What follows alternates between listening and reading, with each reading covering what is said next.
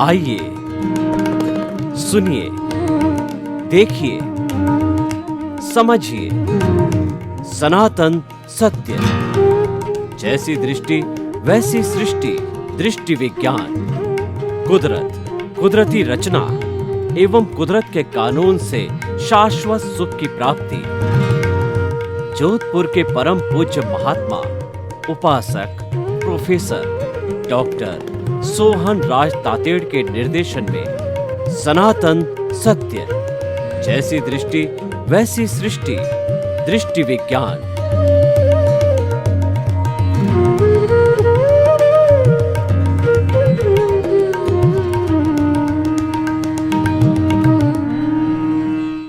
भाई और बहनों, मातृशक्ति को नमन।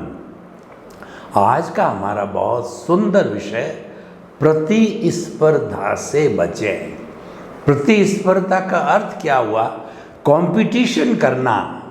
उदाहरण के तौर पर अगर किसी की लड़की की शादी हो रही है और उसने बड़े बड़े इवेंट वालों को बुलाया और जो है वो टेंट वालों को बुलाया, भोजन वालों को बुलाया और खूब खर्चा किया, तो अब क्या है कि अगर मैं उसको देख करके उससे कंपटीशन करूं कि इसकी शादी का जो फंक्शन हुआ उससे बेटर मेरा होना चाहिए, ये प्रतिस्पर्धा है। अगर कोई भी धावक दौड़ता है, 300 मीटर की दौड़, 500 मीटर की दौड़, एथलीट्स वगैरह होते हैं, कोई तरह का वो जो है स्पोर्ट्स करते हैं, तो उससे कंपटीशन करना कि ये फर्स्ट आता है, फर्स्ट ये नहीं आवे, फर्स्ट मैं आऊँ, यानी अपनी जो लाइन है, चाहे आप राजनीतिज्ञ हो, चाहे आप टीचर हो, चाहे आप डॉक्टर हो, इंजीनियर हो, चार्टर्ड अकाउंटेंट हो, अपने साथी से आप कंपटीशन करने की भावना रखें कि ये आगे क्यों जा रहा है, मैं आगे जाऊं। तो ये प्रतिस्पर्धा करने से सबसे बड़ा नुकसान क्या है कि राग द्वेष पैदा होता है। अब देखिए, राग द्वेष पैदा होने के कितने नुकसान हैं। सबसे बड़ा नुकसान है कि राग देश कर्म बंधन का कारण है, और ये कर्म बंधन है हमको भव भवांतर में घुमाते हैं। राग द्वेष से व्यक्ति का मूड अपसेट होता है, यानी कि उसके जो काम करने की फैकल्टी है, जैसे कि मन है, बुद्धि है, चित्त है, ये डिस्टर्ब हो जाते हैं कंपटीशन से, और डिस्टर्ब होने से उनकी एफिशिएंसी डाउन होती है और वो अच्छा कार्य नहीं कर पाते हैं। कंपटीशन करने से और क्या नुकसान होता है कि भीतर एक ग्रंथि बैठ जाती है, वो ग्रंथि ईर्ष्या की ग्रंथि, कि ये मेरे से आगे क्यों जा रहा है, तो मन में बुरे विचार आ जाते हैं, उसको गिराने की बात भी आ जाती है। ये दुनिया में जो जितनी ईर्ष्या होती है और एक दूसरे को गिराने की बात होती है, ये सब कंपटीशन, प्रतिस्पर्धा करने से होती है। प्रतिस्पर्धा करने से व्यक्ति अगर वो मुकाम हासिल नहीं कर पाता है तो वो डिप्रेशन में भी जा सकता है और उसकी मृत्यु भी हो सकती है। कंपटीशन करने से, सफलता नहीं मिलने से व्यक्ति को हार्ट अटैक भी हो सकता है, कोमा भी हो सकता है, और निरंतर व्यक्ति के जीवन में कंपटीशन की भावना चलती रहती है तो वह व्यक्ति ब्लड प्रेशर, डायबिटीज़ और मानसिक बीमारियों से ग्रसित भी हो सकता है, उसकी नींद भी गायब हो जाती है। तो भाई और बहनों, हम आपको बताना चाहते हैं कि कंपटीशन से बचें। मैं ये नहीं कहता हूँ कि आप अपनी प्रोग्रेस मत करो, लेकिन प्रोग्रेस कंपटीशन रहित होकर के करो। कंपटीशन में और अपनी रफ्तार से चलने में बहुत बड़ा फ़र्क है। एक कार वाला हमारे पीछे से जा रहा है, हमारे पास में से गुजरा, वो 100 की स्पीड से चल रहा है। और मैंने जब उसकी स्पीड देखी तो मेरे मन में भी आया कि मैं उस कार से आगे चले जाऊं। तो 120 की स्पीड करी, खड्डा आया, अनबैलेंस आया, कुछ गड़बड़ हुई और मैं एक्सीडेंट कर बैठा। तो ये कंपटीशन क्या काम का हुआ? जीवन के किसी भी क्षेत्र के अंदर कभी भी प्रतिस्पर्धा नहीं करनी चाहिए। प्रतिस्पर्धा करने से सारे नुकसान ही नुकसान होते हैं। तो मैं इसका अर्थ ये नहीं है कि आप जो है जीवन में विकास मत करो, विकास तो करना ही है, लेकिन आपको अपनी रफ्तार से चल कर के करना है। और कंपटीशन भी करना है तो कुछ ऐसे क्षेत्र होते हैं उसमें कंपटीशन करने से हमको लाभ भी होता है। नुकसान की बातें तो मैंने बताई, जिसके अंदर अपने खुद की गिरावट होती है, लोगों के प्रति बुरे भाव आते हैं, ईर्ष्या और घृणा के भाव आने लग जाते हैं। अब दूसरा क्षेत्र जो है वो अध्यात्म का क्षेत्र है। अध्यात्म का क्षेत्र क्या कहता है कि जैसे कोई भी व्यक्ति जो है वो अच्छा प्रवचनकार होता है या अच्छा चिंतन करता है, तो हमको भी ये सोचना है कि मैं भी पॉजिटिव थिंकिंग की बात करूं, उससे प्रेरणा ले। कंपटीशन नहीं करके उससे प्रेरणा ली जाए, उसको प्रमोद भावना कहते हैं कि ये इतना अच्छा जो है प्रवचन करता है, इतनी अच्छी सोच रखता है, तो मैं भी सोच के रहूँ, उसकी एप्लीकेशन करनी चाहिए। प्रेरणा लेना और कंपटीशन करने में बहुत बड़ा अंतर है। प्रेरणा से हम अपनी रफ्तार से अपनी दिशा में चलते हैं और कंपटीशन करने से जो है हम उससे आगे निकलना चाहते हैं। देखिए, एक अध्यापक जी ने अपने जो शिष्यों को बोला, एक लाइन खींची बोर्ड के ऊपर और जो है शिष्यों को बोला कि इस लाइन को जो है आप छोटा कर दीजिए। एक स्टूडेंट खड़ा हुआ, उसने दोनों तरफ उस लाइन को मिटा करके कहा, गुरुजी आपने जो लाइन की लंबाई खींची थी नाप लीजिए, ये छोटी हो गई। और एक समझदार व्यक्ति था तो उसने क्या किया, उस लाइन के नीचे बड़ी लाइन खींच दी और कहा, गुरुजी देखिए आपने खींची वो लाइन छोटी हो गई। बड़ी लाइन है ये, देखिए जो मिटाया था वो एक तरह का कंपटीशन था और बड़ी लाइन कर दी है, ये प्रमोद भावना है। यानी कि आप उससे बढ़िया बन कर के दिखाओ तो लोग ऑटोमेटिकली आपको कहने लग जाएंगे कि ये भला इंसान है, ये अच्छा व्यक्ति है, और आपके प्रति सम्मान की भावना बढ़ती जाएगी। तो ये प्रमोद भावना है। कंपटीशन नहीं करके किसी के गुणों के प्रति प्रमोद भावना रखो और प्रमोद भावना से कुछ ग्रहण करने की बात की जाए।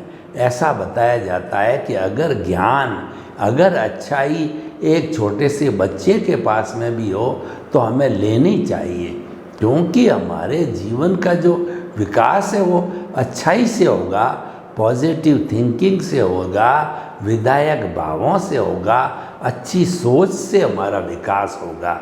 व्यक्ति का जो अधोपतन होता है वो नेगेटिव थिंकिंग से होता है। नेगेटिव थिंकिंग के अंदर व्यक्ति जो है वह ईर्ष्या, जलन और बुरे विचार करने लग जाता है। तो हमें इस मानव जीवन का उपयोग करना है कि हम बुराई का रास्ता क्यों पकड़े। बुराई तो भीतर भरी पड़ी है।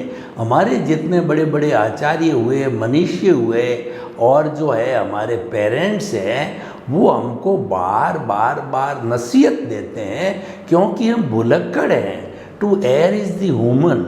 व्यक्ति गलती का पुतला है, बार बार भूलता रहता है। तो उस भूल को मिटाने के लिए बार बार शिक्षा देनी पड़ती है, प्रवचन करना पड़ता है, उदाहरण दे के समझाना पड़ता है और जो है शास्त्रों का जो है ज्ञान कराना पड़ता है ताकि उसकी बुद्धि स्थिर रहे। देखिए जो बुद्धि है ये राग द्वेष पैदा करती है और बुद्धि संसार में हमको भटकाती है, क्योंकि बुद्धि क्या करती है कि I like it, I don't like it, यह व्यक्ति मेरे सामने नहीं रहना चाहिए, उस व्यक्ति को गले लगाओ। इस तरीके से भेदभाव पैदा करने वाली हमारी ये बुद्धि है, तो बुद्धि हमारा विकास नहीं होने देती है। इसीलिए हमको जो है उस कुबुद्धि को सुबुद्धि में मोड़ना चाहिए। सुबुद्धि में मोड़ने के लिए हमारा जो भीतरी जगत है, देखिए अगर आपको कंपटीशन से बचना है और प्रतिस्पर्धा से बचना है और आपको तरक्की करनी है, तो मैं कुछ प्रयोग बताता हूँ कि जो हमारा भीतरी जगत है ये प्रज्ञा का जगत है, ये प्रभु का जगत है, ये भगवान का जगत है। इस भीतर में ज़्यादा से ज़्यादा दस्तक दो। बाहर जितना जितना आप घूमोगे वहाँ पर राग द्वेष होगा, वहाँ विषमता होगी, और जितना जितना भीतर जाओगे वहाँ समता होगी, वहाँ पर सत्य के दर्शन होगा, वहाँ पर आनंद की अनुभूति होगी, क्योंकि भीतर का साम्राज्य प्रभु का साम्राज्य है, हमारा खुद का साम्राज्य है, हमारे अस्तित्व का साम्राज्य है। और हमारा प्रभु जो है वो अनंत ज्ञान, अनंत दर्शन, अनंत शक्ति और अनंत सुख का धाम है। आनंद उसका लक्षण है। देखिए जब हम जो है एक नीम के पेड़ को सैकड़ों जो है वो घी के घड़ों से सींच देते हैं तो भी उसका कड़वापन नहीं जाता है। और जो चंदन होता है उसके ऊपर कई बड़े बड़े सर्प लिपटे रहते हैं, जहर छोड़ते रहते हैं, लेकिन चंदन कभी जहरीला नहीं होता है। वह तो शीतलता देने वाला होता है, सुगंध देने वाला होता है। इतना जहर उसके ऊपर जो भुजंगों के द्वारा छोड़ने के बावजूद भी, तो हम ये कहना चाहते हैं कि जिसका जैसा लक्षण होता है वह व्यक्ति उस लक्षण को छोड़ता नहीं है। सज्जनता हो, सज्जन व्यक्ति हमेशा सज्जनता से पेश आएगा और दुर्जन होगा वो दुर्जनता से पेश आएगा। इसीलिए कहा गया है कि जो लातों के दे वो बातों से नहीं मानते, यानी दुर्जन लोग हैं वो अहिंसा की भावना से नहीं समझाए जाते हैं। कई बार जो लोग होते हैं वो क्या हमको हिंसा करनी नहीं है, पर लोग कहते हैं कि ऐसे लोगों को समझाने के लिए कठोरता उपयोग में लेनी पड़ती है, अंगुली निर्देश करना पड़ता है। और सज्जन के लिए तो सामान्य समझना ही बहुत होता है, वो समझ जाता है, अपनी गलती को ठीक कर देता। तो भाई और बहनों, आज हमारा विषय बहुत सुंदर विषय है, प्रतिस्पर्धा से बचें। बाहरी जगत की प्रतिस्पर्धा से बचें और भीतरी जगत की प्रतिस्पर्धा से भी बचें। तो भीतरी जगत में तो क्या है, शांति है, सुख है, सुकून है, आनंद है, तो वहाँ तो प्रतिस्पर्धा की ज़रूरत ही नहीं है। वहाँ तो हमें एक ही दिशा में आगे बढ़ना है, क्योंकि भीतरी जगत के अंदर हमारे को सत्य के दर्शन होते हैं। वो जगत होता है प्रज्ञा का जगत होता है। और प्रज्ञा कब जागृत होती है, जबकि हमारे पुण्योदय के कारण हमारे को कोई सद्गुरु मिलता है या ज्ञानी पुरुष मिलता है, और तो वह हमारे को सही ज्ञान देता है, यानी हमको सम्यक दर्शन करवाता है। तब हमको भीतर की एंट्री मिलती है, और सम्यक दर्शन मिलते ही हमारा जो प्रभु है वो हमको आशीर्वाद दे करके और अपनी भाव सत्ता के रूप में प्रज्ञा को मॉनिटर बनाता है। यानी प्रज्ञा जो है हमारे प्रभु की एक रिप्रेजेंटेटिव हो जाती है। प्रज्ञा के लिए कहा गया है कि प्रज्ञा जो है मोक्ष की प्रतिनिधि होती है, यानी वो कभी भी हमको गलत दिशा में नहीं ले जाती है। जिसकी अवेयरनेस जागृत हो जाती है, जिसको जागृति बढ़ जाती है, जो ज्ञानी हो जाता है उसको प्रज्ञा हर क्षण झकझोरती रहती है कि तुम अज्ञा के संसार में जा रहे हो, तुम बुद्धि के संसार में जा रहे हो, तुम प्रतिस्पर्धा के संसार में जा रहे हो। वो झट खींच करके हमको भीतरी जगत में लाती है, हमारे अस्तित्व से संपर्क करवाती है और हमको बचाती है। तो इसीलिए हमें जो है प्रतिस्पर्धा से हमेशा बचने की कोशिश करनी चाहिए। और वैसे स्वस्थ प्रतिस्पर्धा अच्छी है, लेकिन नॉर्मली जो है प्रतिस्पर्धा में स्वस्थता रहती नहीं है, राग द्वेष पैदा हो जाता है। तो देखिए आज के विषय को हम और गहराई से जाते हैं तो प्रतिस्पर्धा हम करें तो हमारा जो भीतरी जीवन है उस भीतरी जीवन के विकास की प्रतिस्पर्धा करें। दो तरह के जगत होते हैं, बाहर का जगत होता है, इंद्रियों का जगत होता है, मन वचन काया का जगत होता है।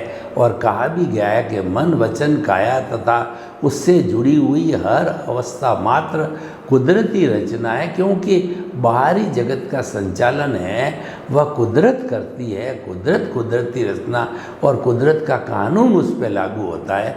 और सनातन सत्य ये कहता है कि कुदरत कुदरत रचना और कुदरत के कानून को जो है आप जो है वो कुदरती रचना मानते रहो, देखते रहो, उसमें इंटरफियर मत करो, उससे मुक्त रहो। यानी जो आपकी मन वचन काया रूपी प्रकृति है उसको पुरुष जो है ने, यानी जो हमारा भीतर जो है शुद्ध आत्मा भगवान शुद्ध आत्मा स्वरूप है वो और प्रकृति को मुक्त रखो। जब हम प्रकृति से जुड़ जाते हैं, प्रकृति से जुड़ने का मतलब है हम राग द्वेष से जुड़ गए। तो राग द्वेष से जुड़ने से राग द्वेष मल्टीप्लाई होता है और मुक्त रहने से और राग द्वेष मल्टीप्लाई होता है तो कॉजेज बढ़ते हैं और उसके अंदर चार्जिंग बढ़ता है। और अगर हम उससे मुक्त रहते हैं नए कॉज नहीं पड़ता है और no new charging. No new charging का अर्थ ये हो गया कि पुराना जन्मों का हमारा डिस्चार्ज जो बर्फ़ की सीला की तरह है कर्मों का, वो एक भव दो भव चार भव के अंदर धीरे धीरे बर्फ़ पिघलता पिघलता वो सारा डिस्चार्ज हो जाएगा। और सारा डिस्चार्ज होने के बाद के अंदर हमारी चेतना का अज्ञान समाप्त हो जाएगा। और अज्ञान समाप्त हो गया, राग द्वेष समाप्त हो गया, कषाय समाप्त हो गया, कॉजल बॉडी जीरो हो गई, हम मन से अमन बन गए। तो ऐसी स्थिति के अंदर फिर हम शाश्वत सुख की नींव लगा देते हैं, केवल दर्शन हो जाता है। तो अगले जन्म में केवल ज्ञान हो जाता है। और केवल ज्ञान का होने का अर्थ यह हुआ कि हमारी जो प्रतिष्ठित आत्मा है वो ज़ीरो हो गई। और वो ज़ीरो होते ही केवल ज्ञान केवल दर्शन मतलब नेक्स्ट बर्थ में निश्चित रूप से हम मुक्ति को प्राप्त हो जाएंगे। और मुक्ति को प्राप्त होने के बाद के अंदर हमारे को ये जितना राग द्वेष का संसार है इसमें भाव भ्रमण करने की कोई आवश्यकता नहीं रहेगी। तो देखिए कि हम बाहरी प्रतिस्पर्धा को छोड़ करके भीतर की प्रतिस्पर्धा के साथ में जुड़ें। हमारे प्रभु के जो है गुणों का गुणगान करने में जुड़े। हरि अनंत, हरि कथा अनंत। भीतर जो बैठा है वो हरि है और इसकी कथा जो है, क्योंकि अनंत ज्ञान अनंत दर्शन अनंत सुख का सागर है तो इसकी कथा भी अनंत है। जैसे गोभी के पत्ते में पत्ता, पत्ते में पत्ता, पत्ते में पत्ता होता है, तो उसी तरीके से जो है हमारी आत्मा के ज्ञान में से ज्ञान निकलता रहता है। ये अथाह समुंदर है इसके ज्ञान का। तो इसीलिए हम जो ये बताना चाहते हैं कि आप भीतरी जगत के अंदर कंपटीशन करो, बाहरी जगत की प्रतिस्पर्धा से बचो। वो हमारे विवेक को विवेक चेतना को गिराता है और भीतर का जगत है वो विवेक चेतना को जागृत करता है। और हम भीतर ही भीतर अपना सम्यक ज्ञान सम्यक दर्शन है उसका बहुत बड़ा डेवलपमेंट कर लेते हैं, और यही सम्यक ज्ञान सम्यक दर्शन है आगे कैरी फॉरवर्ड होता। हमारे घाती कर्म होते हैं वो कैरी फॉरवर्ड होते हैं, और हमारे अघाती कर्म यानी आयुष्य नाम गोत्र, और जो है हमारा आयुष्य नाम गोत्र और वेदनीय, ये चारों इस शरीर के द्वारा भुगत लिए जाते हैं, फिर कैरी फॉरवर्ड नहीं होते हैं। नेक्स्ट बर्थ के जो होते हैं वो नेक्स्ट बर्थ के अनुकूल होते हैं, लेकिन घाती कर्म होता है वो प्लस माइनस होकर के और आगे चलता रहता। अगर हमारा सम्यक ज्ञान सम्यक दर्शन है तो हमारा ज्ञानावर्णीय दर्शनावर्णीय और मोहनीय कर्म तो हमारा न्यून पहले ही हो गया, क्योंकि हमने अकर्ता पद को छोड़ करके हम जो है अंतर आत्मा पद पर विराजमान हो गए और परमात्मा बनने की ओर हमने रियल पुरुषार्थ करना चालू कर दिया। ये जो रियल पुरुषार्थ है वो बड़ा सिंपल है, वो दृष्टि विज्ञान है, यानी आपको बाहर का कोई भी परिवर्तन नहीं करना है और भीतर में जो आपकी रॉन्ग बिलीफ है उसको समाप्त करके राइट बिलीफ करते जाते हैं, तो आपका जो भीतर सम्यक ज्ञान सम्यक दर्शन जो है वो हमने जो उसको रखा है तो वह डेवलपमेंट होता रहेगा, रिच होता रहेगा, रिच होता रहेगा, और अगले जन्म में वो डेवलप्ड जो है ज्ञान दर्शन जाएगा। यानी जो है हमारा जो कहना चाहिए कि वो ज्ञानावर्णीय दर्शनावर्णीय और मोहनीय है, बहुत ही जो है वो न्यून अवस्था के अंदर आगे कैरी फॉरवर्ड होंगे। तो भाई और बहनों, जो आज का विषय है प्रतिस्पर्धा से बचें, ये विषय बहुत सुंदर विषय है और इसके ऊपर बचने से हमको बहुत बड़े फ़ायदे हैं। हमको प्रसन्नता मिलती है, हमको आनंद आता है, और हमको डिप्रेशन वगैरह और कष्ट का जो है कार्य नहीं होता है। और प्रतिस्पर्धा से हम बचते हैं तो वो हमारी प्रमोद भावना होती है। प्रमोद भावना में व्यक्ति स्वयं प्रसन्न होता है और कोई नई बात सीखने को मिलती है।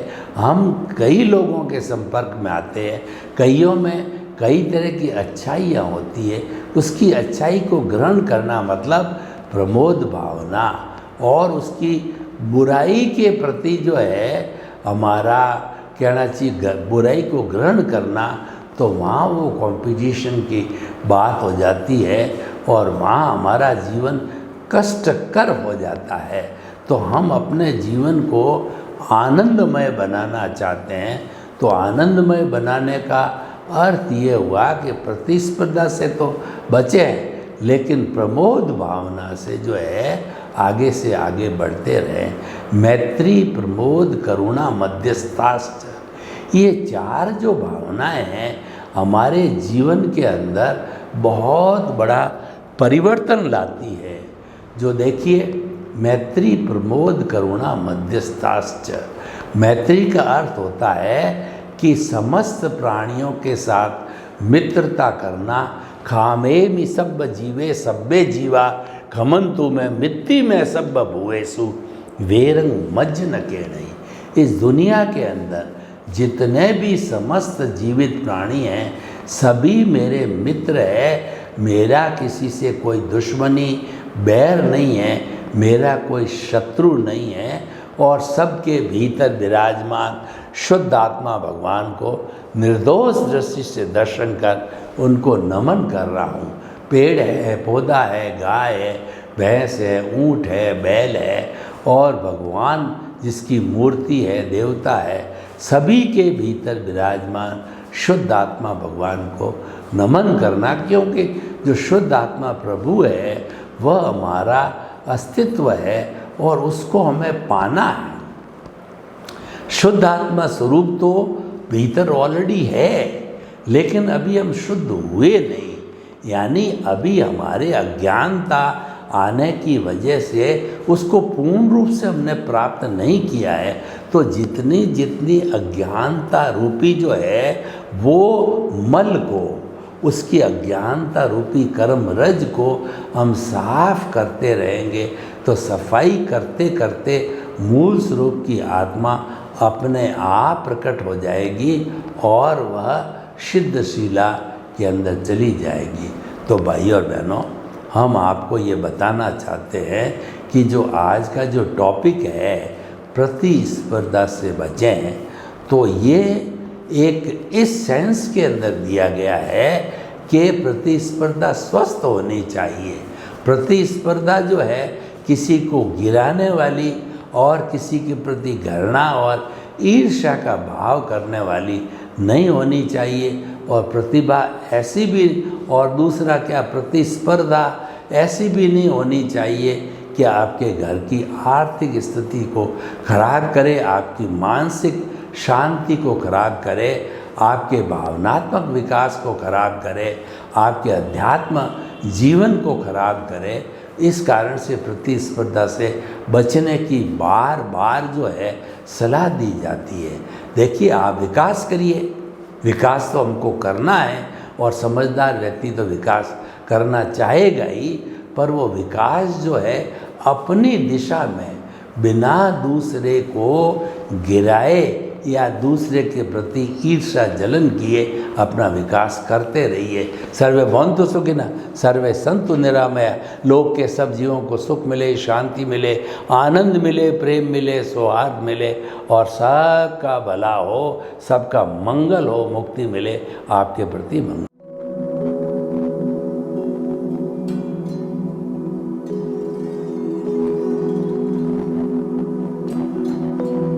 एक ऐसा अंतर्राष्ट्रीय ख्याति प्राप्त मानव जो गुरु प्रेरणा से पिछले 20 वर्षों से वानप्रस्थ जीवन जीते हुए 24 घंटे मानवता की सेवा में संलग्न है।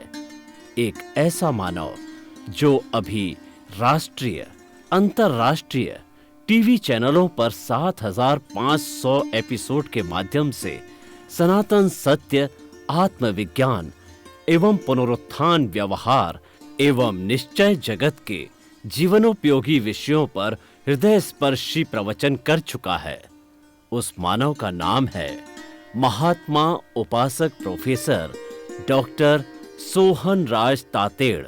प्रोफेसर तातेड़ द्वारा योग, दर्शन, शिक्षा विषयों पर रचित पीएचडी स्तर के 250 शोध ग्रंथ भारत के 100 प्रतिष्ठित विश्वविद्यालयों में शोधार्थी पढ़ रहे हैं तथा वे सभी शोध ग्रंथ वहां की सेंट्रल लाइब्रेरियों में उपलब्ध हैं। महात्मा सोहन राज ने अभी तक हजारों स्कूलों, कॉलेजों, विश्वविद्यालयों एवं संस्थाओं में सेमिनार, वर्कशॉप, कैंप लगाकर लाखों विद्यार्थियों को योग, दर्शन, शिक्षा का प्रशिक्षण देकर उन्हें सुसंस्कारित किया। डॉक्टर तातेड़ ने भारतीय संस्कृति उत्थान के 4000 से अधिक समसामयिक विषयों पर आर्टिकल लिखकर ऑनलाइन जर्नल, पत्रिकाओं, वेबसाइट्स पर प्रकाशित किया, जिसका उपयोग लाखों पाठक कर रहे हैं। उपासक तातेड़ के 5000 से अधिक आज का सुविचार, आज का शुभ संदेश, आज का मंगल भावना योग आदि चिंतन websites, Twitter, blogger, Facebook, YouTube माध्यमों से लाखों लोग अपना जीवन निर्माण कर रहे हैं। मानवता के मसीहा ऐसे महामानव महात्मा सोहन राज तातेड़ के प्रोफाइल को अभी तक विश्व के 20 लाख दर्शक यूट्यूब पर, 12 लाख गूगल पर एवं लाखों दर्शक फेसबुक, ब्लॉगर, ट्विटर और इंस्टाग्राम पर देख चुके हैं।